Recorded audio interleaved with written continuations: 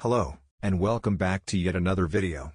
This is the second episode of the story in which Naruto decides to start learning sealing arts. Like and subscribe to show your support. Let's get this show started. So we just have to track down some old geezers? Naruto asked when Kakashi explained their new mission. Tsunade and Jiraiya were students of the third, and are two of the legendary Sannin. They're more than just some old geezers, Kakashi said. Yeah, Tsunade-sama is a legendary medic nin, Sakura piped in, shaking her finger at Naruto. She's contributed more to the advancement of medicine than anyone else. Ever. Naruto gave a considering look. Does she have a nickname? He asked. Well, she's called the Slug Tamer, Kakashi offered. And the legendary sucker. Sakura squawked. Sasuke looked at him in disbelief, and Naruto nodded thoughtfully. And she has, Naruto put his hands about a foot in front of his chest. Big ones? Kakashi nodded vigorously. Biggest I've ever seen, he said. Sakura glared at them then humphed as she turned away. And Jiraiya, he's a whoremonger, isn't he? Naruto asked matter-of-factly. Yes, Kakashi blinked, a bit disconcerted that Naruto knew such unfavorable information about two of the jewels in Konoha's crown. In addition to being one of the world's foremost experts in Fuin Jutsu, he does enjoy the company of a certain type of women. Naruto raised an eyebrow at that. Kaka-sensei, when he goes into a brothel, they close it down for him. Call a spade, Naruto snorted. So where are we looking for them? The latest information the Hokage had showed Jiraiya to be somewhere in Lightning Country, so we can't go after him yet. But Tsunade was last spotted in Tea Country. It was 2 months ago, but it should give us a lead as to where to go next. Kaka-sensei, I might know a guy who knows a guy who Tsunade might be in debt to, and he might know more about where she is, Naruto said, careful to look out over the bridge instead of at any of his team. They, however, were all looking at him in interest. Oh really? Kakashi asked, intrigued. And how might you know him? Naruto sighed and rubbed his head. He's just a guy a lot of people know. He's just around, So should I go talk to him? Sure. In fact, we'll all go, Kakashi said. No. Naruto whipped his head back around to look at Kakashi, which meant he missed it when Sasuke narrowed his eyes at him. That would be. It's not our place. He wouldn't talk to you. Why wouldn't he? Kakashi asked curiously. I'm a jounin. That's exactly why he wouldn't, Naruto said seriously. Kakashi frowned. Naruto, what kind of person is this? The kind of person who can lend a lot of money to Tsunade without having to worry about getting it back, and then be able to keep pretty good tabs on her, Naruto said, licking his lips nervously. The kind that doesn't like Shinobi. And Kakashi understood, Yakuza. You're as much a Shinobi as Kaka-sensei, Sakura said. Why would he talk to you and not the rest of us? Naruto gave a sardonic smile, even as Sasuke frowned. Because I wasn't always as much a Shinobi as Kakashi-sensei or the rest of you, he said.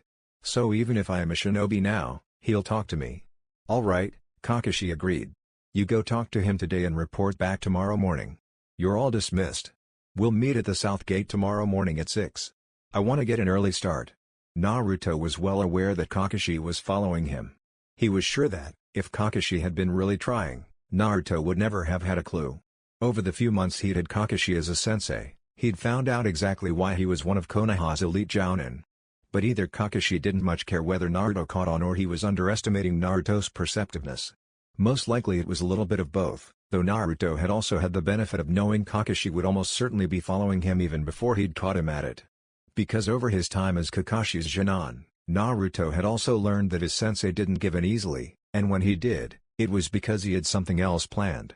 So instead of heading straight to the man he could ask his question, he instead meandered towards the center of town, near where the Hokage Tower was, then veered off on a side street that led to a busy market area. He ducked into a few different stores, knowing Kakashi wouldn't follow him inside where he was sure to be spotted. After he set up a pattern of going into a store, spending a while inside, then coming back out, he went into one that had a back door which led to an alley with an entrance to the underground. He slipped through without anyone taking a second glance, and knew he would have at least 15 minutes before Kakashi would think to look for him. Which was 13 minutes more than he really needed to disappear. The jumpsuit and his hitayate were quickly sealed away and exchanged for an old set of brown pants and his t-shirt. Then he slunk down through the false grate hidden behind a dumpster and was in the underground. It wasn't the sewer system, Naruto knew at least that, though he didn't know much more about the system of tunnels that span most of Konoha. But he thought it likely that it came close to overlapping either the sewers or an underground river since the place was always dripping. He was always careful to walk neither too close to the center of the tunnels where the water was deep enough in places to cover your ankles nor too close to the walls where he might run into one of the underground's residents. That was never fun. Out of self-defense, Naruto had to completely ignore the sounds coming from various dark corners, moans and groans and whimpers and pleas for help. He had to ignore it, because if he paid too much attention, he would see himself on every face and hear himself in every voice and would lose his old, best-forgotten memories. So he kept his eyes straight ahead as he made way through the tunnels of the underground, taking a few turns here and there until he found the exit he was looking for. He popped back up to the street behind one of Konoha's nicest brothels, which was across the street from Konoha's only casino. A few of the girls he knew from odd jobs he'd taken here and there when he was younger were in the back planting flowers and called out a hello to him and waved. He waved back, then ducked into an alley to change again, this time into nice dark gray pants and a black long-sleeved shirt. Running his fingers through his hair in an attempt to tame it, Naruto headed towards the building situated behind the casino. He knocked out a pattern on the back door that announced he was a friendly. The door opened and he was allowed inside. "Tell Jin that Naruto is here to see him," Naruto told the two big, hulking men who formed the welcoming committee. The one on the left nodded and headed back to deliver the message as the second Hulk stayed to keep an eye on him. He might have known the code, but that didn't mean he was trusted. It took only a few more minutes before he was ushered into the back. He hadn't been brought to Jin's office, he knew as he eyed the bare room with plain concrete floors and plastered walls. Another security measure, since he was an outsider now, that he wouldn't be allowed anywhere near something that actually had potentially damaging records. "Naruto," Jin greeted, motioning for him to sit at the other metal folding chair at the opposite end of the scarred wooden tablet, the only furniture in the entire room. Naruto thought the naked bulb hanging from the ceiling made the whole thing just a touch over the top. "It's been a long time. What business brings you back to my doorstep? You're not looking to run numbers for me again, are you?" Naruto shook his head. "I'm out of that business. I'm here about Senju Tsunade," Naruto told him. "I understand she owes you quite a bit of money?" Jin's eyes narrowed. "You always did know too much for your own good," Jin grumbled. "How much is she into you for again?" Naruto asked. Jin mentioned a figure and Naruto let out a whistle, tilting back in his chair. "Was she at least any good?" Naruto asked, alluding to the rumor that Jin had only lent her the money because she was sleeping with him. Jin snarled. I can't tell if that's a hell yes or a hell no, you know," Naruto mused. "What is any of this to you?" "Well, we may be able to help each other out," Naruto said, dropping the chair back onto all four of its legs and leaning forward. "You and I both know she's never going to make good on her debt to you. And you can't even, persuade her to pay, like you would anyone else who tried to welch. How does you knowing this help me?" Jin asked.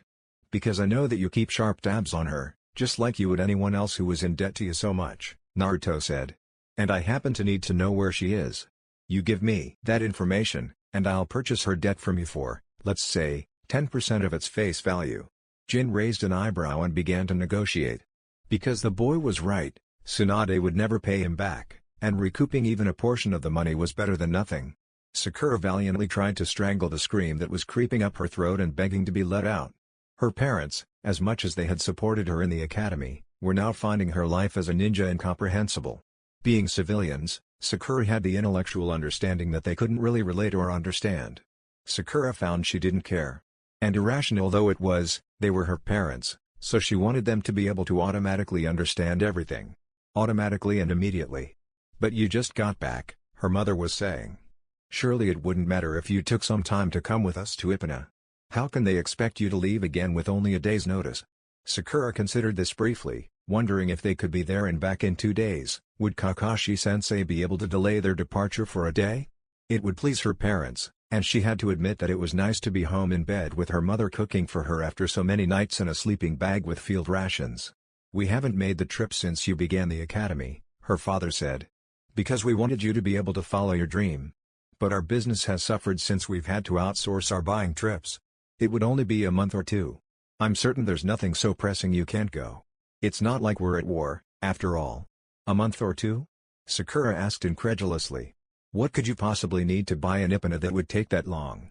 "Don't be silly, we only need a week or 2 in Ipana to make our purchases," her mother said. "But we have to get there and back, Don't we?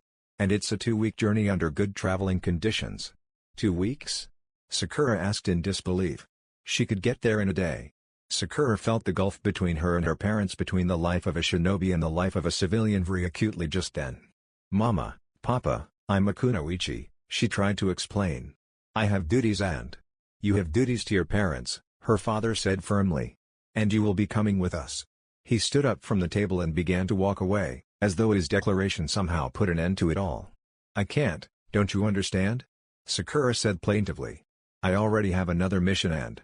You can, and you will, her father ordered. End of discussion. Aren't you tired of playing at being a ninja yet? Her mother asked, voice tired and distraught. Playing?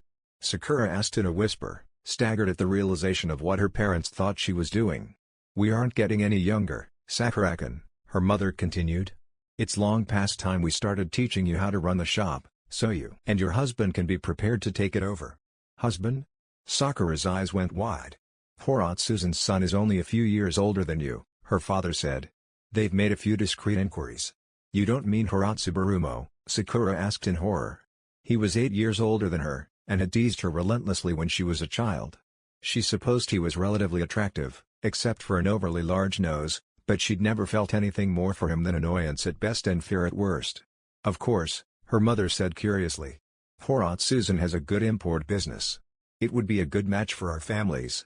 But not for me, Sakura yelled, the scream finally bubbling out of her. I'm a kunoichi, Mama.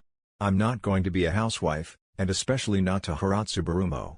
We haven't made any agreements yet, but the preliminary discussions have been fruitful, her father said. If you're completely opposed to Barumo-san, I suppose we can see what other families might have sons. You aren't listening, Sakura said. I'm not going to be a shopkeeper. And you have no right to enter into any marriage negotiations without my consent. Don't you understand that I'm a ninja of Konoha? You're my daughter, I have every right. I'm the Hokage's ninja first, Sakura insisted. She saw the henchman been training in taijutsu for years now, so how couldn't she? But the idea that her father would strike her was so unfathomable that she didn't comprehend what was happening until it struck her cheek. She raised a hand to where he'd slapped her and looked to him with wide eyes. If you are the Hokage's ninja before you are my daughter, then leave my house, her father said, turning his back to her. Still in shock, Sakura was only half aware that the sound she heard was crying, and that it came from her mother. Let him provide for you. When you are finished playing at being a kunoichi and are ready to accept your real duties and your marriage to Barumo-san, you may return with an apology and a properly humble manner about you. But Papa, until you are my daughter, I am not your father. Leave us. Tears in her eyes, Sakura fled. When Kakashi arrived at their meeting place on the bridge, it was to find Sakura sobbing into Naruto's shoulder. Naruto had somehow managed to wedge himself onto the bridge's rail so that he could settle Sakura in his lap, but given the angle, Kakashi had to assume he was using chakra to hang on. Sasuke sat next to them, looking very awkward and self-conscious, but he had one arm around Naruto's waist and the other around Sakura's shoulders, offering what comfort he could. The boys noticed his presence, and he cocked his head to the side to ask what was wrong. They shook their heads that they didn't know. Kakashi sighed and hefted himself up on the railing on Naruto's other side. Sakura, he said, patting her back. What's made you so sad? The garbled wailing that came out was mostly lost into Naruto's shirt. Then she sniffled and turned her head so it was tucked under Naruto's chin and she could speak unimpeded. Mama and Papa, she stuttered, still trying to calm her tears. And Barumo. They want me married of all things. And taking 2 weeks to get to it, and apparently they must crawl the whole way, but I don't want to be a shopkeeper, I want to be a kunoichi. The three males all blinked in confusion, then looked to each other to see if any of the others understood what she'd meant. Your parents want you to get married on the way to Ipana where you're going to be a shopkeeper in 2 weeks? Sasuke tried. I am a kunoichi, not a shopkeeper, Sakura insisted. I don't care what they say. If they didn't want me to be a ninja before a daughter, they should never have sent me to the academy. Then the whole story came spilling out. Kakashi didn't bother sighing when he heard what had happened, he'd expected it, though not quite so soon. Civilian families inevitably pushed their children into the academy, thinking only of the prestige of having a ninja in the family. But civilian families were not at all equipped to deal with the life of a ninja. It rarely ended well, and almost never when the child was an only child, as Sakura was. Sakura, Kakashi said. I don't have anything to say that could make you feel better. Really, I don't think there's anything that could. So instead, I'll give you a few truths to think on. You're a good kunoichi, and you'll be an even better one with time. You would be a great loss to the shinobi corps. But civilian families really can't handle shinobi lifestyles. So I want to warn you that a time may come that you have to make a choice between your family and being a kunoichi. But no matter what your choice, I will support you and help you however I can. Yeah, me too, Sakura-kun, Naruto piped up. Agreed, Sasuke said. Good, Kakashi said. Now wipe your face so you can see properly and we'll head out. We still have our mission. Sakura nodded sharply and took a spare bandana from her pouch. She didn't miss that he'd told her to do it so that her vision wasn't impaired instead of to make her look better, as her mother would have. And she found she preferred Kakashi's reason. Naruto, were you able to meet with your contact? Kakashi asked. He nodded. She's on her way from Coral to Saijin City, Naruto said. There's a poker tournament there she wants to play in. She'll be there in 2 days. Kakashi blinked. That's very specific information, Kakashi said. Naruto shrugged, knowing Jin had a very hefty investment in her. He thought of Tsunade's promissory note sealed safely away in his pouch, and suddenly realized that it was now him who had a very hefty investment in her. Well then, Kakashi said when he decided Naruto wasn't going to offer up any additional information. Let's go. It was a 2-day journey for them to get to Saijin City. Saijin was a small city as far as that went, but one whose entire economy was based on vice. There were dozens of casinos, at least twice that number of brothels, and more bars, it was rumored, than could be found in the rest of Fire Country combined. Kakashi only wished he were there on personal leave instead of a mission. Sighing, he turned to his kids. Do you know which casino is hosting the poker tournament? Kakashi asked Naruto. The same one that does every year. Naruto shrugged. The Hajimeto Hotel and Casino. We'll have to find out where that is. You don't know? Naruto asked, surprised. It's the best place in town. Geez, haven't you ever been here before? No, are you saying you have? Kakashi asked. Naruto just shrugged. Come on, I'll show you where the place is. Kakashi eyed the casino Naruto pointed out with dismay. It was one of the taller buildings he'd seen in Saijin, and even from the outside he could tell they went for opulence. They also went for security, as it was clear no expense was spared there with discrete monitors covering every point of ingress he could see, from windows to roof. Then there were the more mundane physical guards posted around the actual entrances. He wondered if they had hired Shinobi to help them set it up or whether they had someone on staff who was just that talented. He'd have to check the mission logs when he got back, to make sure nobody in Fire Country was going to an outside hidden village to hire Shinobi. Sasuke, Sakura, circle the building. I want you to analyze the security and report back with any possible weak spots we could exploit. They nodded and were off. Naruto watched him and waited. We aren't really going to try to break in, are we? Naruto asked, shifting his weight uncomfortably. No, but it's a good exercise, Kakashi said. Good, Naruto said with relief. Because these aren't the sort of people even a shinobi should piss off. At least, not without the Hokage behind him first. And you seem to know quite a bit about them, Kakashi replied. How is that again? Oh, you know, Naruto said with a shrug. Where I grew up, it's kind of hard not to pick up on that kind of thing. Naruto, you grew up in Konoha, Kakashi said. And you think that somehow means the entire village is perfectly safe and crime-free? Naruto asked incredulously. Get real, Kakashi-sensei. The village isn't perfect, and there are any number of places shinobi don't bother patrolling. The look in Naruto's eyes suddenly made the boy appear much older, and Kakashi wondered again what his life had been before being put on Team 7. Sasuke and Sakura came back then and told them what they'd found on the security. Basically, Sasuke summed it up. The only way anyone's getting into that casino right now is if they're one of the players. Naruto cocked his head to the side in thought. I could probably play, he said. I know a guy who could get me a seat in the tournament. Sasuke's eyes cut straight to him, silently questioning how. But the amount you have to pay to be a player in the tournament is exorbitant, Sakura said with a sigh. We found out the minimum was at least equivalent to an O-ranked mission.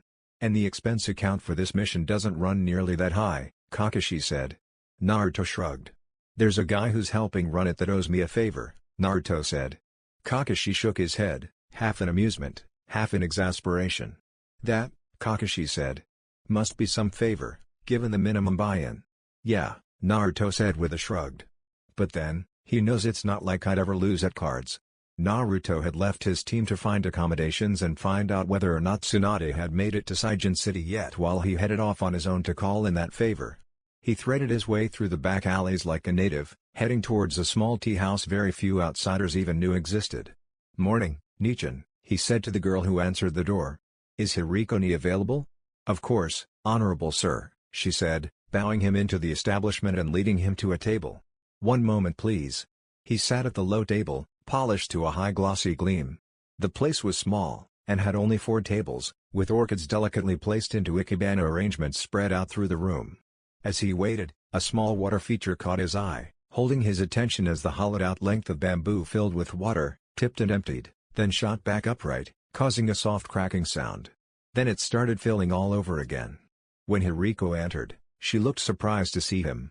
The expression was quickly smoothed over as she joined him at the table and motioned for the tea to be brought. "Naruto-kun, is that you?" she asked. "I thought you were getting out of the business to be a shinobi?" "I did." Naruto shrugged. "Or I tried, anyway. Seems that life doesn't let you make clean cuts, though. I'm looking for Ichi. My husband's at the Hijimato Hotel, getting everything ready for the tournament," she answered. "Is it anything I can handle without him? He's been rather besieged lately." "I'm calling in a mark he owes me," Naruto answered. "I need a seat in the tournament, and I need him to front me the stake." Hiriko just stared. "I will, of course, pay back the stake Ryo for Ryo with my winnings," Naruto explained. "I see," Hiriko said, recovering. "I believe this will be acceptable to my husband. Come to the Hijimato Casino tomorrow and he shall have a seat held for you." Naruto nodded. "Thank you, Hiriko-ni," Naruto said. "Also, could you pass along that I may have another piece of business to discuss with him at the end of the tournament? It should be a profitable venture for him, getting rid of some bad loans." Kakashi had been skeptical that Naruto had actually gotten what he'd set out for. He had, of course, followed the boy, and all he'd seen was him being served tea at a tea house, then go around the town making some clothing purchases. But the next morning, he and Sasuke and Sakura had watched Naruto change into the rich-looking civilian clothes and confidently stride into the Hijimato Casino, where he was greeted like an old friend and ushered quickly inside. "Do you ever get the feeling that Naruto hides more than he tells us?" Sasuke asked, eyes narrowed in thought and a frown forming on his face. "Yes. Yes." Sakura and Kakashi immediately agreed with him. Then a dark-haired woman with a slight build exited the casino and caught Kakashi's eye. Shizune, he recognized. "Watch the entrance," he ordered his 2 remaining students. "I'll be back." Tsunade didn't know what to make of the strange luck she was having. She wasn't doing horribly, but she wasn't doing exceptionally well either. Instead, she was somewhere in the middle, progressing through the tournament by the skin of her teeth. This was distressing to her for a number of reasons, not the least of which was that she used her luck as a sort of barometer of things to commute. The better luck she had, the more likely something bad was coming her way, and vice versa. So this odd middle ground made her unsure of what to expect. Then she sat down at the table with her next matchup, not bothering to even look up as she anteed and waited for her opponent to do the same. "Senju Tsunade, isn't it?" her opponent asked as the cards were dealt. "A pleasure to meet you." She looked up from the table to eye the twerp, and had to stop herself from sucking in a breath. The kid looked almost exactly like Minato had when he was still a little brat trailing around after Jiraiya. She shoved her chair back. "If you leave the table before we're through, you forfeit, you know," the kid said mildly. "Did Sarutobi send you?" she asked, eyes narrowed. But he only smiled and placed his bet. "Ma'am?" The dealer eventually had to prompt her. "Do you plan to forfeit?" "No," she said, looking at her cards and putting some chips up to start the betting. "So did the old man send you here after me?" Tsunade asked again. "Konoha must be very different now than it was when you were there, if you believe it can fund an expense account that could cover entry into this tournament," he said. "You're from Konoha, though," Tsunade said. He nodded. "Uzumaki Naruto," he introduced himself, sweeping the chips from the pot into his pile. She frowned, both at the name and the loss. "Uzumaki?" she asked, surprised. Tsunade had been sure he was Minato's kid. "I believe we have a mutual acquaintance," Naruto said, studying her intently as the dealer started off another hand. "I've recently made some acquisitions from him you may be interested in. Do you recall a man named Jin from your time in Konoha?" Tsunade froze and stared at the boy, wondering how in the world a kid so young could get mixed up with the Yakuza.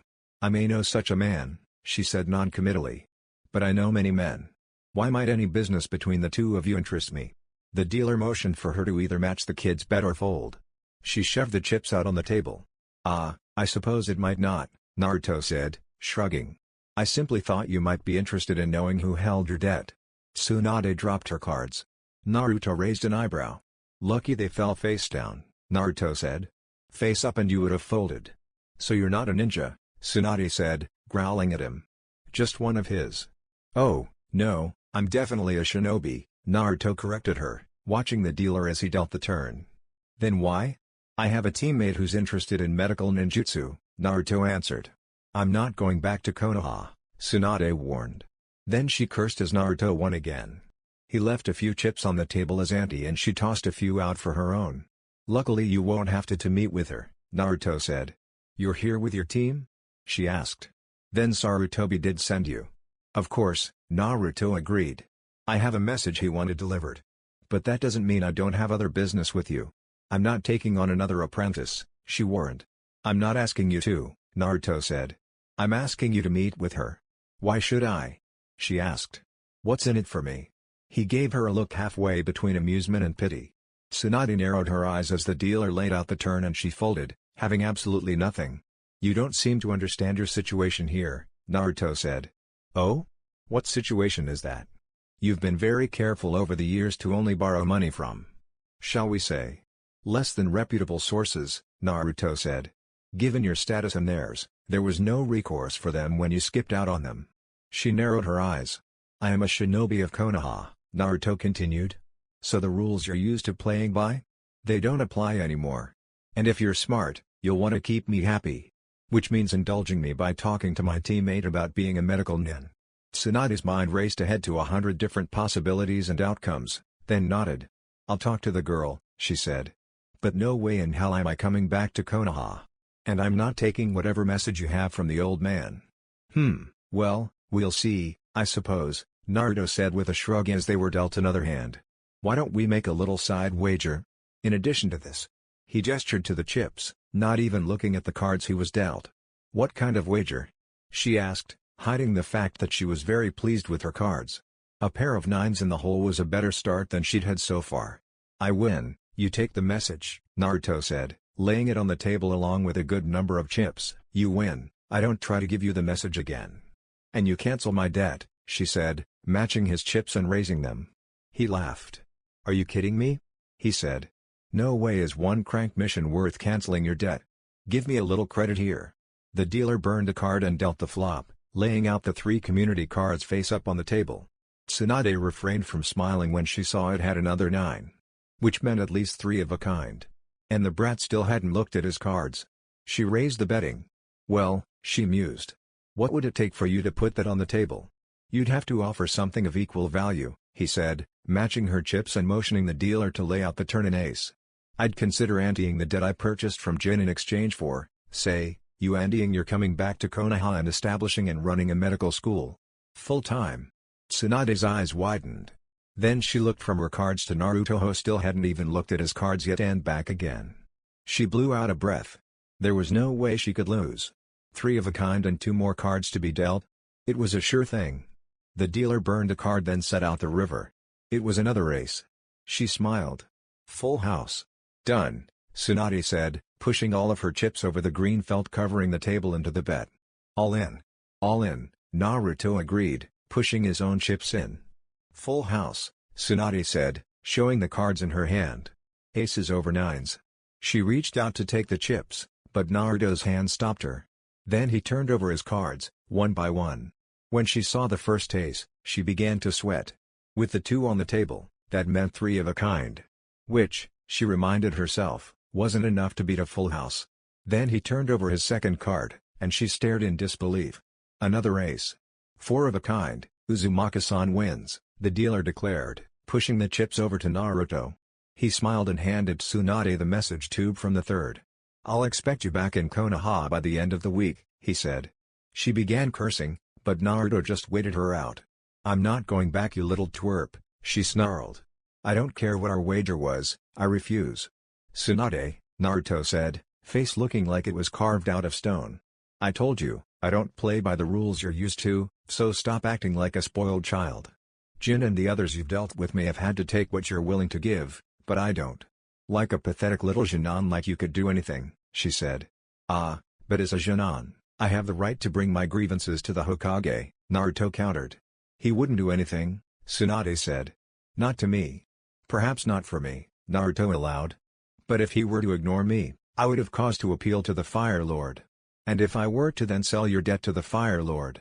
He trailed off, and Tsunade's eyes went wide as she stared at him. The Fire Lord had been trying to get her to come to his court for years to be his healer. And if he held her debt, he could make the Hokage send out his shinobi to force her to his court, where she would have to serve until her debt was paid off. You see how it would be better for everyone if you just do as you've agreed? You didn't even look at your cards, she protested. There's no way you should have won. Perhaps. But then, I only lose at cards when I want to, Naruto said with a shrug. Now, you'll be in Konoha by the end of the week? She scowled again but nodded and took the scroll, reading through it. The old man wanted her to go back to Konoha anyway, so at least it would kill two birds with one stone. And besides, the brat had never stipulated how long she needed to stay. A few weeks, maybe a month or two, tops, and she'd be out of there. Kakashi had all the faith in the world that Naruto would do exactly as he'd said he would, and find and deliver the scroll to Tsunade. But he hadn't survived so long as a shinobi without always having a plan B and a plan C and usually even a plan F. So when Kakashi saw the girl he remembered as Tsunade's apprentice, he followed her, being none too careful about not being seen. And when she finally spotted him and used a sunshine to appear behind him, Kakashi let her think she'd gotten the drop on him. "What do you want?" she demanded, touching a kunai to his neck. Ma, is that any way to greet a fellow Konohanin?" he asked cordially. "What do you want?" she asked again. He felt the kunai pressing closer to his throat. "That isn't very nice, Shizune-san," he said with a pout. "I'm not here to give you any trouble." But the kunai only pressed closer, and he decided he'd played the affable idiot long enough. Within the blink of an eye, Shizune was disarmed and pressed against him chest-to-chest, wrists behind her back and held tightly together in one of his hands as the other wrapped around her waist to keep her from moving. Her eyes widened as she tilted her head back to look up at him. "What do you want?" she asked again. "Just to talk," Kakashi said easily. "If I let you go, will you run? Or try to poke at me with sharp objects again?" She tried to pull away, but Kakashi only tightened his grip and she winced. Shizune sighed and relented. "All right. Good." Kakashi smiled and took a step back. "How about we talk over tea?" He pointed to a nearby tea house. She nodded and followed, restraining the urge to stick senbon in him as his back was turned. "You're here from the Hokage?" she asked after the tea was served. Kakashi agreed. "My name is Hatake Kakashi," she interrupted. "I know who you are, Hatake-san." Kakashi raised an eyebrow as he fiddled with his teacup. "Are we being recalled?" Shizune asked. Kakashi couldn't help but hear the faint hope in her voice. And the far more obvious concern. "I believe so," Kakashi said. "But I wasn't privy to the message before Hokage-sama sealed it," Shizune sighed. "Even if it is, I doubt Tsunade-sama will agree to go back," she said. "Not even at the order of the Hokage?" Kakashi asked, surprised. "Hokage-sama is very lenient with Tsunade-sama," Shizune said. "He'd have worded it so as to give her the choice."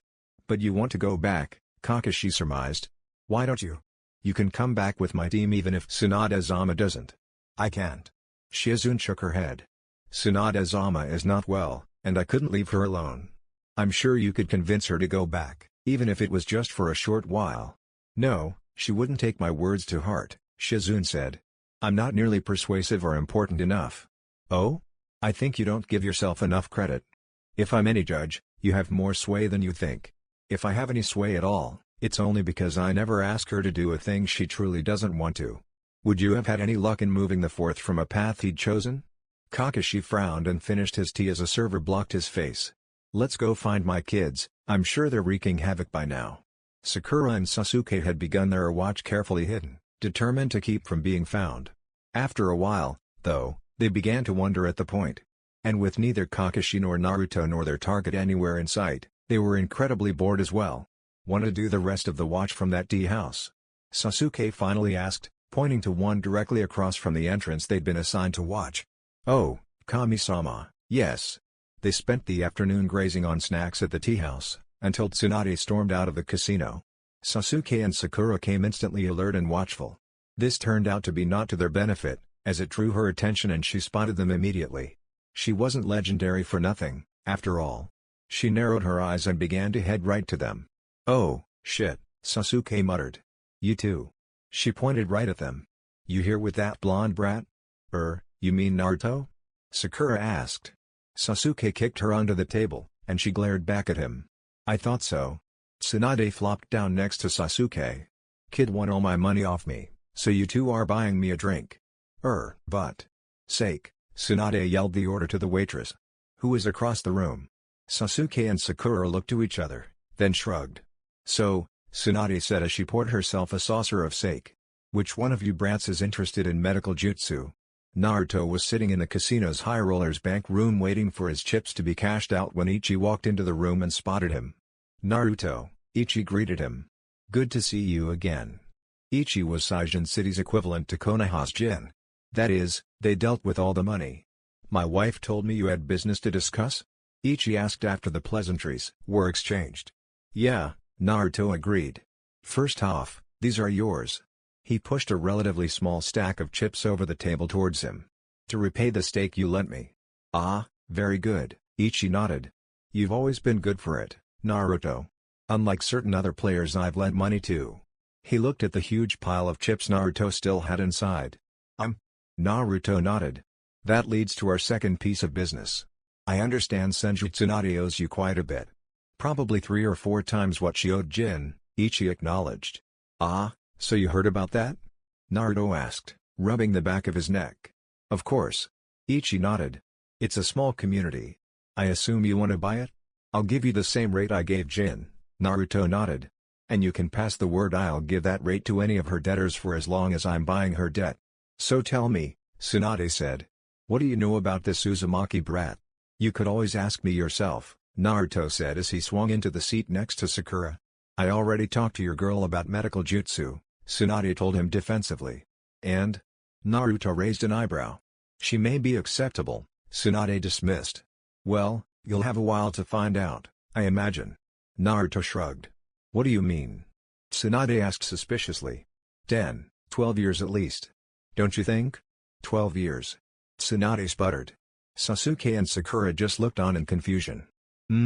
I don't think you could truly establish a medical education program in a day less, do you?" She narrowed her eyes and sighed. "No.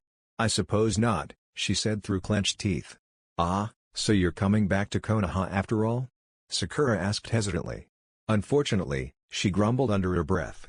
"Which is great, because I had an interesting conversation with Ichi after you left, Tsunade," Naruto said, waving to the waitress for her to bring them something to eat. "Ichi?" Tsunade said, dreading what Naruto might say. He had something full of interest for me," Naruto replied. Tsunade slumped. The twerp had bought that debt, too. "How much did you win that you could buy off Ichi?" Tsunade asked. Naruto shrugged. "Enough." Naruto dug into his dengo. Sasuke and Sakura just continued to look confused until Kakashi found them. "My, what amazing watchers you are," Kakashi said. "Hey, we're here, our subject's here, and we're watching her," Sakura defended herself. "What more do you want?" Kakashi sighed. Shizune looked on in wide-eyed amazement. "So," Tsunade slurred, well into her cups. "You brats gonna escort me back to Konoha? If you request it, we can, Tsunade-sama," Kakashi answered, slouching his long frame back against the booth with his arms stretched across the back of it. "But our mission isn't over yet." "What do you mean?" she demanded. "You got me to come back to that damn village. What else could you have to do? Unless... Don't tell me. You're after the Jiraiya, too, aren't you?" She began to laugh as Kakashi nodded. You don't know where the old man is, do you, Bakken?" Naruto asked. Tsunade, Naruto shortly found, packed an enormous punch even while drunk. "Don't call me that, you twerp," she demanded. "Naruto, what are you saying?" Kakashi asked dramatically. "You mean that you don't have some incredibly esoteric tracking device on him? You don't know a guy who knows his secret traveling companion?" Naruto rolled his eyes. "Aw, come on now, Taiku-san, you're letting us down here," Kakashi teased. Naruto decided his sensei must have managed more sake than he'd thought. "What will we ever do without your guidance, Taiku?" Sakura asked, voice high as she batted her eyes at him. Naruto glared at them all and crossed his arms in front of his chest. Shizune watched the whole thing in amusement. "Don't pout," Sasuke said, and Naruto hoped the teasing was over. "You can't blame us for being surprised, Taku." Naruto groaned and laid his head on the table. "Wait, you need to know where Jiraiya is?" Tsunade suddenly asked with a gleam in her eye. "Well, lucky for you, I happen to know where he'll be in a few days. And if I have to go back to the village, he sure as hell's coming with me."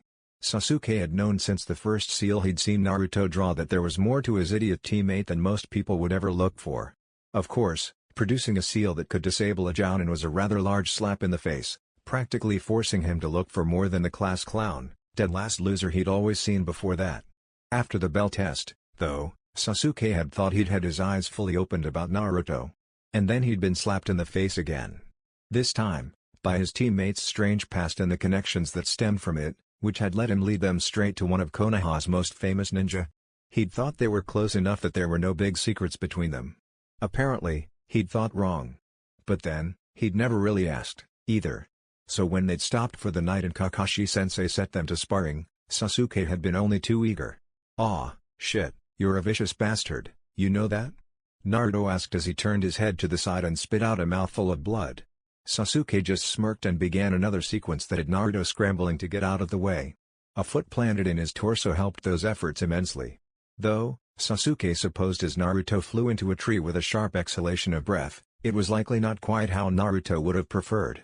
Then again, in a straight taijutsu match, Naruto should know not to expect much better. In a less regulated spar where it was anything goes, they were much more evenly matched. The bruises that were currently running all down the left side of his torso could certainly attest to that. But it wasn't a less regulated spar, and so they weren't even matched at all. Naruto groaned, but got up and came again. Sasuke grinned. In taijutsu, he dominated. And as an added bonus, head trauma sometimes loosened lips better than anything else. Because Sasuke had questions for his teammate about what his secrets were, and why he was keeping them, but he could be patient. He could wait for Naruto to come to him. Of course, that didn't mean he couldn't also work off some of his frustrations at having to be patient at the same time. Then Sasuke realized that he'd let his mind wander a hair too long and that Naruto had maneuvered him into a disadvantageous position where he was forced to sacrifice a blow to his ribs to protect his jaw. He was about to retaliate when Kakashi called the spar. Ma, I think that's enough for the night," he said. "We still have a ways to go to get to Haifu in the morning still, ni?" They nodded and began their cool-down exercises. "Any injuries I can practice on?" Sakura asked eagerly. Sasuke sighed. On the one hand, it was great that he had a teammate who was developing medical skills, as it meant easy access to medical jutsu. On the other hand, it was somewhat terrifying to be a novice medical nin's test subject. And since she'd met Tsunade-sama, Sakura had wanted to test everything she'd ever learned or read about. Sakura-kun," Naruto said with a pout. "It's almost like you want us to get hurt now." Sakura promptly smacked him. Sasuke promptly edged away from them, hoping to be long gone before Sakura thought to try healing him. Because he wasn't sure Naruto wasn't right. See? He demanded, holding his head dramatically. "I bet you did that just so you could fix it, didn't you?" Sakura rolled her eyes even as her hand became enveloped in green healing chakra. "Just get over here so I can see what marks Sasuke left on you," she ordered. She began to slowly run her hand over Naruto's torso, then frowned. "How can this be?" she asked. "You don't have any injuries at all." Naruto ducked back so her hand fell off him and he rubbed the back of his neck sheepishly as he laughed. "Well, I've always healed fast," he said, trying to minimize it. Sasuke narrowed his eyes, wondering what it was that Naruto was trying to play off about this whole thing. Wondering if it was yet another secret he was keeping from his teammates. That's all, ni? Now you better fix Sasuke quick or he might not be enough of a pretty boy for you anymore." Sasuke glared at him. Not for the pretty boy comment, though Naruto could be ridiculously annoying when he wanted, but because he'd managed to divert Sakura's attentions to him. In theory, he had full faith and confidence in Sakura and had no problem with her practicing medical jutsu. In practice, he found he vastly preferred his Arianin to be fully certified and in a hospital. And he'd discovered a strange phobia of his 12-year-old teammate trying out things she'd only read about in books on him. "Shirt off, Sasuke," she ordered. He sighed but did as she said without complaint. The things he did for his team. "So, this is Haifu?" Sasuke asked. "It's big," Sakura said. Kakashi nodded, watching all of their wide eyes look around the city. He'd been to Haifu a handful of times for various missions, and he understood the reaction. From where they stood at the top of a hill, they could see into the bustling downtown where a ridiculous number of vibrantly painted buildings almost as tall as the Hokage monument were all squeezed together as they lined streets teeming with masses of people and vendors and horses and carts, all yelling and singing and bartering and talking in a mad cacophony of sound. Needless to say, Naruto appeared to love it. It was one of the richest cities in Fire Country, being the main port used for ships arriving from Water Country, and the eastern continent beyond. All of the foreign trade had led to a number of foreigners immigrating there, which had in turn led to the city becoming the pulsating, dazzling melting pot of a city. According to Tsunade, it was also where Jiraiya was. Now all they had to do was find him. In a massive city. When he was supposed to be on a ship to Water Country in just a few days' time. The Hokage had given them plenty of leeway in this mission, but following Jiraiya to Water Country was a bit beyond his mandate. He motioned for them to follow him and to stay close as he led them through the swarming crowds as they made their way to the docks. And, it turned out, they were in luck as it seemed they managed to hit it during the slight lull that occurred whenever there wasn't a ship about to berth or set sail. "You three wait out here," Kakashi said when they found the dockmaster's office, thinking he'd have better luck in there on his own. "Make sure not to wander off. I'll be back in a few minutes." When they nodded, still a bit wide-eyed, he headed inside. Most dockmasters required copies of all passenger logs for ships that came into the country under their watch, and Kakashi was sure this dockmaster wouldn't be any different. It took a bit of convincing and a minor genjutsu to persuade them to let him see the records he wanted, but Kakashi got his way in the end.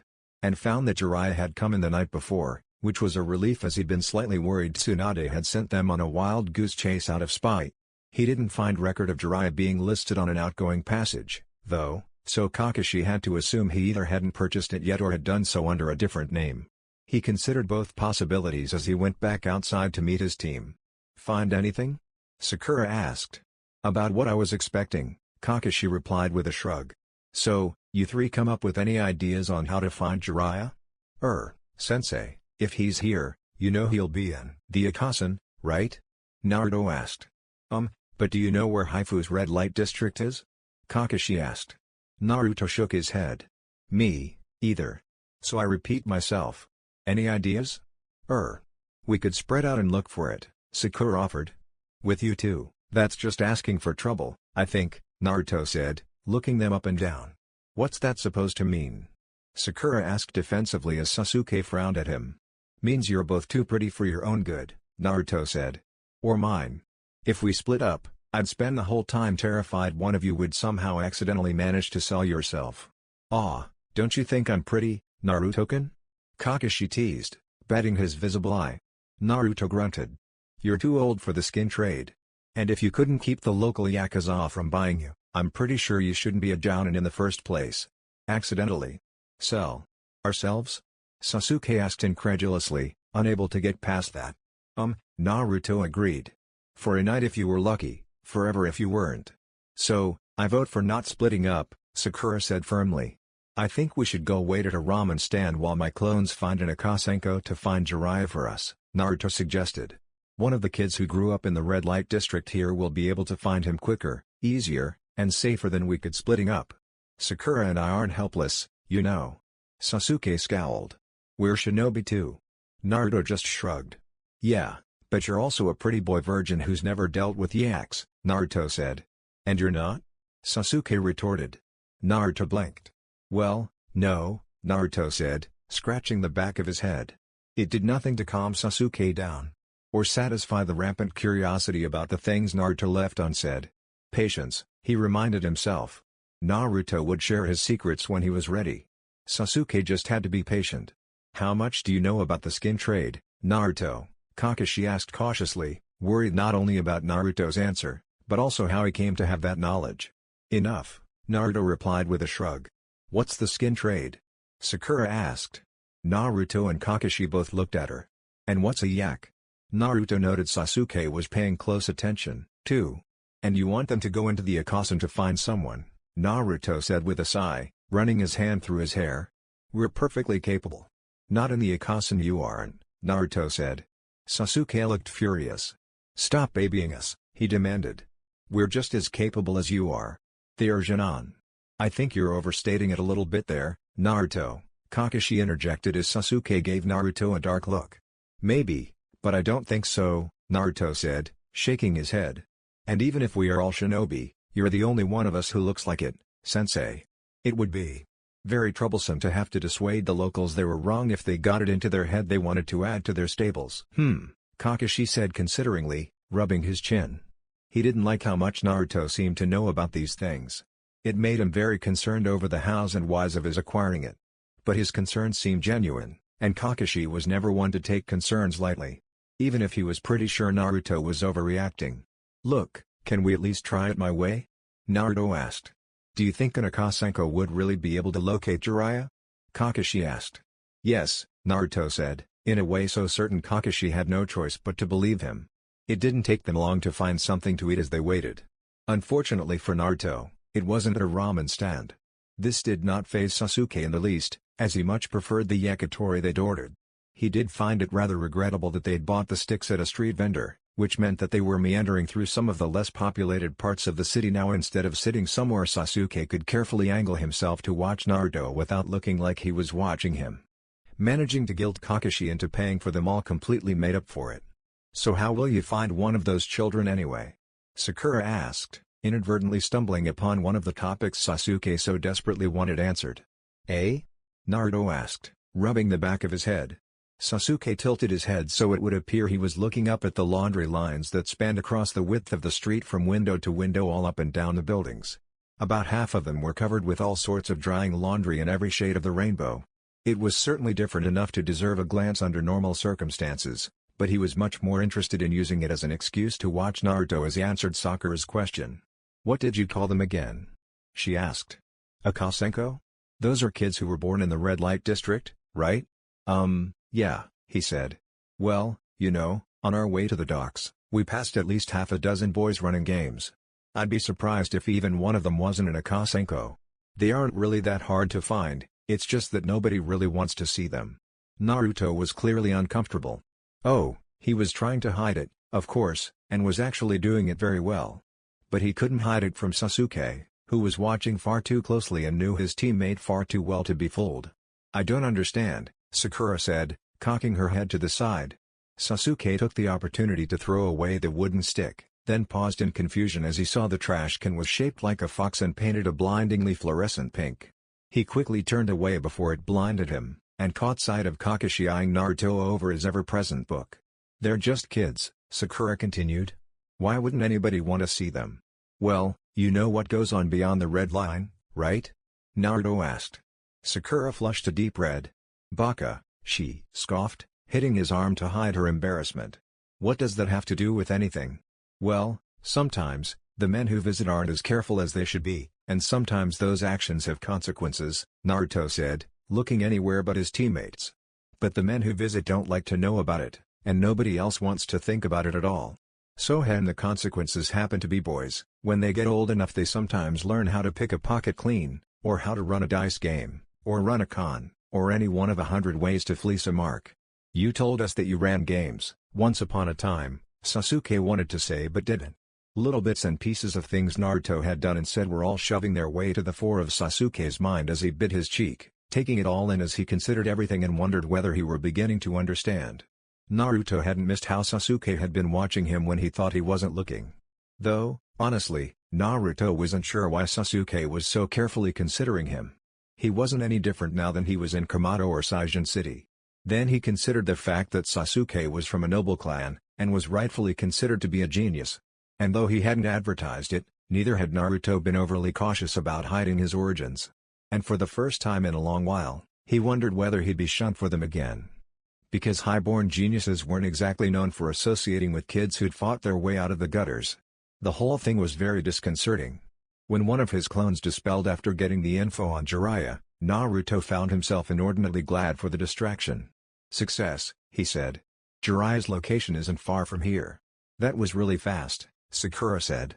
How'd the kid find Jiraiya-sama so quickly? Naruto shrugged. The Akasenko children of the Red Light District? They know more about what's going on than most anybody gives them credit, he said. And Jiraiya isn't exactly inconspicuous. Good, Naruto, Kakashi said, putting his book away now that it was time for work. "Show us the way." Are you sure?" Naruto asked, rubbing the back of his head. "After all of that, you're going to let them go into the Akasen anyway? They'll have to learn about it sooner or later," Kakashi said with a shrug. "Aren't you even going to tell them what to expect?" Naruto protested. "Hey, we're not some little kids that need to be sheltered, Naruto," Sasuke pointed out. "No, you're not," Naruto agreed. "But you are 12-year-olds who have never been in a whorehouse before." Sasuke pursed his lips, unable to argue with that. It was true. That it wasn't true for Naruto. Patience, Sasuke reminded himself. Then he decided that patience really wasn't his thing and that it was time for him to push a bit. "You're only 12, too. How is it you have been in a whorehouse?" Sasuke asked. "How is it you know so much about the Akasen? And the Yakuza?" Naruto froze, eyes widened in shock as his mouth couldn't seem to move the right way to form words. "Ma, I was under the impression we were in the middle of a mission just now," Kakashi interrupted lazily. Sasuke wanted to kill him. He'd been this close to getting his answers. Now really isn't the time for such things. "Naruto, show us the way to where Jiraiya-sama is. And all of you should watch out for pickpockets and generally be on your toes.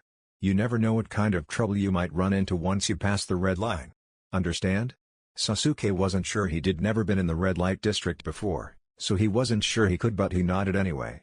Sakura nodded, "Do," then frowned and tugged on Kakashi's vest.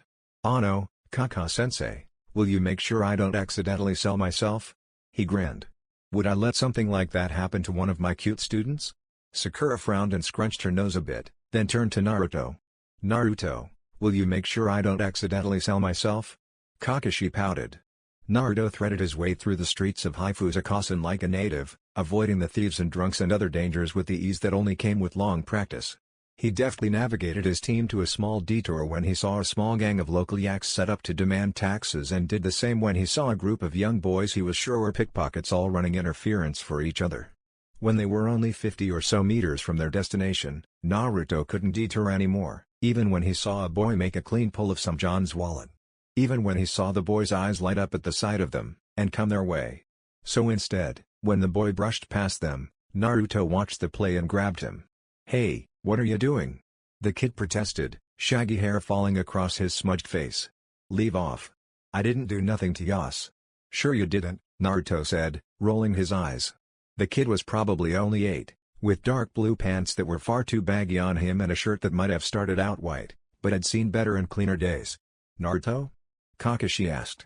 In response, Naruto plucked 2 wallets from the kid's baggy pants and threw them to Sasuke and Sakura.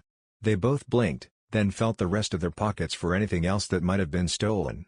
"Don't know how those got there, mister," the kid said, suddenly perfectly polite though still trying his best to squirm out of the iron grip Naruto had on his wrist. "Of course you don't," Naruto said. He lifted 3 scrolls and a comb off the kid before shaking his head. "Really? A comb?" Naruto asked, shaking his head. The kid hesitated, then shrugged. "Thought it might be something else," he said. "How'd you know I did it?" "Didn't even try to lift anything from you. Kid, you may be a pickpocket, but I'm a better one. I saw you coming 3 marks back." The kid looked at him, puzzled. "Now let me give you a piece of advice. Do you see this?" He pointed to his Hitachi. "You see anyone wearing one of these, it means they're a ninja and you want to steer clear. They are faster, stronger, and better than any mark you might ever imagine.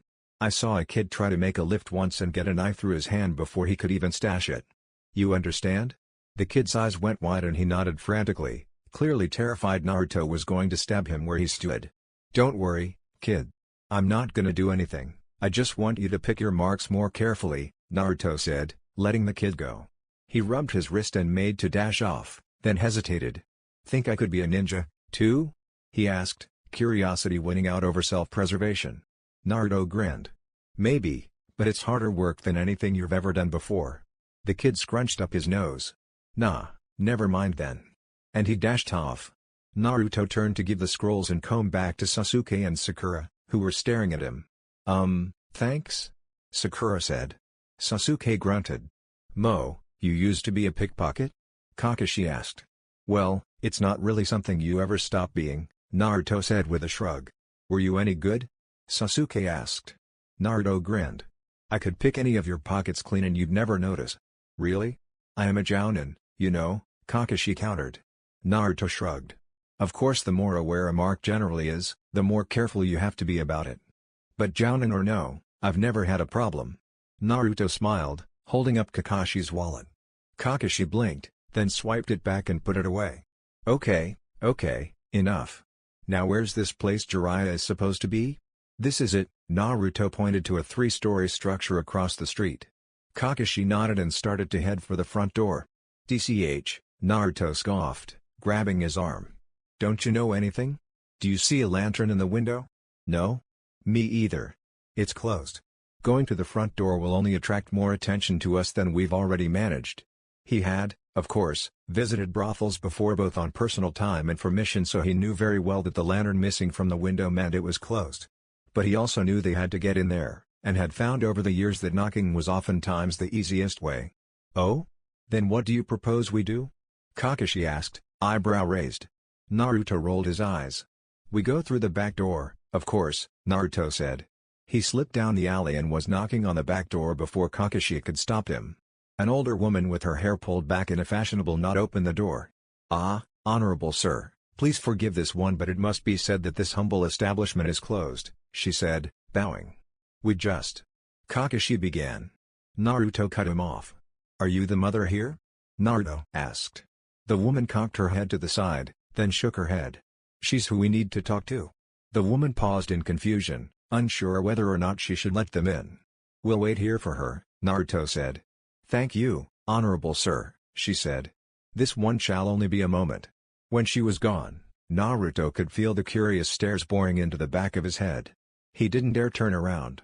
He was certain they would figure everything out after this, and was suddenly terrified they'd no longer want him around. It had happened before, after all. I'm told you have business with me? Asked the woman who came to the door. Her hair had turned a steely gray, and she wore a kimono that was nice, but ultimately utilitarian in nature.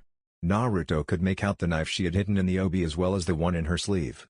I'm not in the market for new acquisitions, she said, eyeing Sasuke and Sakura. And even if I were, I don't buy virgins, much less boys or little girls. You could try Wari's establishment a few streets down. They're not for sale, Naruto said, even as they gaped at the idea someone might want to purchase them. He ignored Kakashi shaking his head in amusement. And we're not here to cause you any trouble. We've been sent with a message for your guest, and would like to wait for him in one of your parlors so as not to bring any extra or undesirable attention to your establishment. Oh? She said, raising an eyebrow. Naruto nodded. Very well. This way. She led them to an empty sitting room.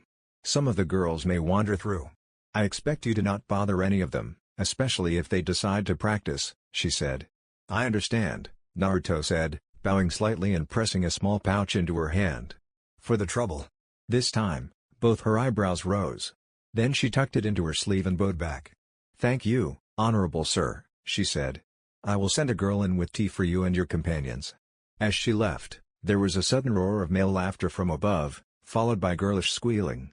Naruto sat on one of the plush couches and finally allowed himself to look at his team out of the corner of his eye. Sakura and Sasuke looked more uncomfortable than he'd ever seen them. He opened his mouth to say something to take their minds off of where they were, then abruptly shut it with an audible click, afraid anything he might say would wind up working against him. You're very comfortable here, Naruto, Kakashi mused, eyeing him and thinking of how easily he dealt with the Akasan as a whole. I'd almost think you'd spent time in a similar establishment before. Naruto gave him a crooked look, seeing how attentively Sakura and Sasuke were to their conversation at the moment, and shrugged. They were going to figure it out sooner or later, he supposed. So he was damned if he did, and damned if he didn't. And Naruto always preferred to be damned for action. I have spent a lot of time in similar establishments before, he finally agreed. Where do you think I grew up that I know so much about how the red light district works? And with that pronouncement, he looked down at the table, then took a deck of cards out of his jacket and began to shuffle them. Not that he didn't notice his teammates' reactions. And realize it was definitely the wrong thing to say. Sakura, apparently, hadn't even begun to put things together with how shocked she looked. Sasuke looked triumphant for some reason. And even Kakashi looked dismayed. Without really thinking, he began to run the cards through the various tricks he'd plied years ago, his hands still remembering the intricate moves that made the cards dance. A girl with a tea tray entered, and the flying cards immediately caught her attention. This one has brought tea for the honorable sir and his companions, if it pleases, she said, eyes still caught on the cards. With a flick of his wrist, Naruto brought the cards back into a stacked deck and nodded. "It does," he said. "You can call me Naruto." He twisted the cards into another trick as she poured and offered the cup. "If this one may be so bold, it appears you are quite the master of the cards," she said. "I picked up a few things here and there," Naruto said with a shrug. "And you can cut the hostess' speech, I'm not a customer." "But mother told me to keep you entertained?" she asked, blinking and looking confused. Naruto sighed. "You know how to play, Nichin?" he asked, gesturing to his cards. Her eyes widened and gleamed. "I'll take that as a yes," Naruto said. "But only if you really play. Like I said, I'm not a customer." His team watched as they played a game that seemed ridiculously intricate and fast-paced. When another girl entered and saw them playing, she clapped and begged to join in. Then another few girls joined in, and the game got even faster and more intense. "Perhaps I should have charged you the same as Jiraiya-sama, given how many of my girls you are distracting." Naruto didn't even look up from the card game as he responded. "But mother, it's not my fault all the Nichin wanted to play," he said innocently, even as he slapped his hand on the table, claiming a handful of cards. "No fair." One of the girls protested. "Mother distracted us." "But Nichin, it's not my fault." Mother came in, he said innocently. "Actually it is," Mother said. "Jiraiya-sama is washing himself, and will shortly be down to meet with you." "Finally," Naruto said, twisting his head back and forth to crack his neck. "I bet the old man took even longer than usual, just to make us wait for him." "Serves you right," said a deep voice. Naruto and the rest of Team 7 cut their eyes to Jiraiya as he descended the steps, hair still wet from the shower and his yukata only half-tied. "Mother, Nichin, will you excuse us?" Naruto asked. The mother nodded and left as the girls quickly bowed and followed. "What do you brats want?" Jiraiya asked. "Sandaime-sama sent us with a message," Kakashi answered as he held out the sealed scroll. Jiraiya scowled as he accepted it, slicing his thumb over it to break the seal. He read it quickly, then burned it with a small fire jutsu. "You can tell the old man I've received and acknowledged it," he said. "Did it ask you to come back to Konoha, like the one we gave to Tsunade-sama?" Sakura asked. "Oh? You had to try to find my old teammate, too?" Jiraiya asked, chuckling. "I'm surprised none of you have any broken bones." "Why would we?" Sakura asked, eyes wide. "She was very nice, except when she made us buy her drinks. And she's going to teach me when we get back to Konoha." "Good luck with that promise, girlie," Jiraiya said. "She'll never go back." "She assured us she was," Kakashi disagreed. "Of course she did," Jiraiya said, rolling his eyes. "I bet she's halfway across wind by now. The only way she would go back to Konoha is by force. Or with blackmail and bribery," Naruto offered. Jiraiya gave him an odd look. Whatever," Jiraiya said dismissively. "Now scram, brats. I had something else to discuss with you," Kakashi said. "Kids, wait outside." "We'll wait in the kitchen with the Nichin," Naruto countered. "I'd really rather wait outside, Naruto," Sakura said softly. "I'm not comfortable in this place." Sasuke only grunted. Naruto refrained from clenching his hands, though he didn't quite manage his jaw, and he headed out without another word. He made a brief detour through the kitchen to say goodbye to the Nichin and thank the mother, then sat down on the back stoop, facing away from the door. When Sakura and Sasuke followed a moment later, he was careful not to look at them, looking instead at the pair of older boys and a younger one down the street, splitting up to go their separate ways, the older two likely off to wait with Akashi in an alley somewhere for the younger to bring back their mark. He sighed and put his head in his hands, wishing his team had never taken these stupid missions. Wishing he'd never clued them into where he was from at all. Wishing his team still thought as well of him as they had in Komodo. But apparently, even Shinobi didn't care about how good you were when you were an Akasenko. "Naruto, what's wrong?" Sakura asked. Sasuke was glad she had, though he'd never say it aloud. He did not like the bitter look on Naruto's face, and it was easier all around if Sakura asked questions like that. "I'm fine," Naruto said, ignoring them completely as he eyed a young boy coming towards them. Which only made Sasuke annoyed. The least Naruto could do was give them his attention. Because how could he show Naruto that it was alright to share his secrets with them if he wasn't even paying them any notice? "But you..." Sakura was cut off when the approaching boy called out to them. Hey, misters, lady," he said. "Please, can you help me?" If Sasuke hadn't been repressing his expressions for years, he would have raised an eyebrow in interest. Because Naruto wasn't reacting at all how Sasuke had thought he would. Usually Naruto was the first to offer to help anyone on anything. "We're not interested," Naruto answered. "Please," the boy repeated. "My little brother is hurt. I'm sure the mother here wouldn't be happy to hear about you hassling folks on her steps," Naruto warned. "Now scram." "Naruto," Sakura chastised him. "He obviously needs our help. Let him talk." "Yes, please, I just need you to help me get him out," the kid said. "Something fell on him, and I can't lift it off him by myself. I don't know what to do." "Where is he?" Sasuke asked, deciding to go along with it. Because Naruto obviously knew more about what was going on here than he did, and maybe playing along would make Naruto let out more of the secrets he was keeping. "Maybe." "Sasuke, he isn't." Naruto tried. "Thank you," the kid said. "Thank you so much. He's just back this way." "This is one of the oldest tricks in the book," Naruto said, not getting up from his place on the step. "Get the mark to follow you to an alley where your friend is waiting with a bat." "Fuck, I used to run this trap myself." He sounded disgusted, though whether it was with himself, his team, or the kid wasn't clear. "What?" the kid asked, eyes wide. "I don't know what you're talking about, mister. Please, I just need to help my brother." "Kid," Naruto scoffed. "I was in your shoes once, so let me give you fair warning. 1. More agile fingers than yours already tried to pick their pockets and were caught out. And 2, they're shinobi. So your partners better be damn good and damn fast." The kid froze and looked to Naruto, then to Sasuke and Sakura. "Aw, shit," the kid muttered. Then he took off running. Sasuke immediately turned on Naruto. "How do you know about all of this?" Sasuke asked, hoping to finally get an answer out of him. A real answer. A full answer, not just a fraction of one that served more as a diversion than a true response. "Look," Naruto said, standing and facing away from him. "It doesn't matter anymore. So drop it, okay? It's not important." "I think it is," Sasuke said casually, slouching as he sat a few steps up from where Naruto stood so they were close to eye level. "So you were a thief in addition to a pickpocket? And I already know you're a con man. And you grew up in brothels. With what you told us, you were probably an Akasenko yourself. Am I right?" Naruto kicked the house hard enough Sakura jumped. Sasuke gave her a moment of his attention, saw her hands twisting together in distress, then turned back to Naruto. Because he would have his answers now. He'd shared all that he was with them, damn it all, and the least Naruto could do was return the favor. "Fine. Fine," Naruto said, voice bitter. He kicked the wall again before turning and facing Sasuke straight on, eyes dark and angrier than Sasuke had ever seen them. "If you want to do this? Fine. Yes, I'm a no-name orphan born in the wrong part of Konoha, way behind the red line. So yeah, I'm an Akasenko. And yeah, I grew up around people you'd never want to meet and stealing and picking pockets and staying in brothels and running numbers for the X.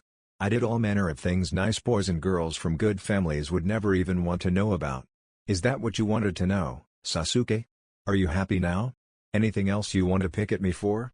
Sasuke shrugged, watching Naruto carefully as he breathed heavily. "Don't know, are there any other secrets you've been keeping from us?" He'd thought he was being casual and accepting about what he'd assumed was Naruto's big secret. That he was showing he didn't care about that by saying "so what, anything bigger?" But when Naruto flinched back then looked away, Sasuke realized that there was something bigger after all. Naruto cursed and slammed his fist against the wall, and Sasuke bit his tongue to refrain from doing the same. Because somehow, that Naruto still didn't trust him hurt more than he'd thought it would. "Well," Jiraiya said as the Jonin left. "Here's hoping you still have a team when you go out to meet them. I'll take a bet their pockets are lighter." He held up a saucer of seiken toast and downed it. "Now what did you want to talk to me about that you didn't want the brats to hear?" "You know who my blonde student is," Kakashi said, getting straight to the point. "Of course," Jiraiya agreed. "He's something of a Fuyu and Jutsu prodigy." Jiraiya's only reaction was a slightly raised eyebrow. Then he poured himself another saucer of sake. "Of course he is," Jiraiya said. "And you knowing I'm a Sealmaster want me to take the brat as an apprentice? No go. I told Sarutobi I was through with students years ago. I don't know why he persists in sending every Junin sensei who gets a Jonin that can draw an explosive tag out to deliver a message to me." Kakashi gave him an annoyed look. "I'm not just some rookie Junin sensei," Kakashi said, voice tight. Jiraiya rolled his eyes. "No, listen to me," Kakashi insisted. "I'm not some upstart young Jounin looking for reflected praise from having you accept one of my students. I was the student of the fourth, and I'm a genius and a legend in my own right. Hell, if the third has his way, I'll be more than just a Jounin in the not-too-distant future. And I'm not some idiot who knows nothing about seals. So listen to what I'm telling you, when it comes to seals, Naruto is a genius. Kakashi paused to emphasize his point. He's already exhausted all of my knowledge, and he's coming up with things I've never even heard of before, much less seen. And he designs complete, functioning seal sets in the same amount of time it would take most masters to just write them. DCH, Jiraiya scoffed. I'm sure whatever it is the brat's done can't be that unique. Kakashi would have protested, but he saw the glint of interest peeking out from the corner of the man's apathetic eye. Well, I suppose that might be true, Kakashi mused, rubbing his chin. But, well, have you heard of the great Naruto Lagoon? In Kyoto? He was the very picture of innocence and nonchalance. Just recently, Jiraiya agreed cautiously. That's because it was just recently constructed.